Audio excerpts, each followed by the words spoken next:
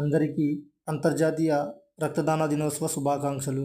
మన జూన్ 14వ తారీఖున అంతర్జాతీయ రక్తదాన దినోత్సవం ఎందుకు జరుపుకుంటున్నామంటే, మనకి బ్లడ్ గ్రూప్ ఈ రక్త వర్గాలను కనుగొన్న శాస్త్రవేత్త కారల్ లాండ్ స్టీనర్ గారు 1900 సంవత్సరంలో కనుగొనడం జరిగింది. ఆయన్ని రక్త వర్గాల పితామహుడిగా పేర్కొనడం జరిగింది. ఆయన జన్మదినం ఎప్పుడంటే 1868 సంవత్సరం జూన్ 14వ తారీఖున జన్మించడం జరుగుతుంది.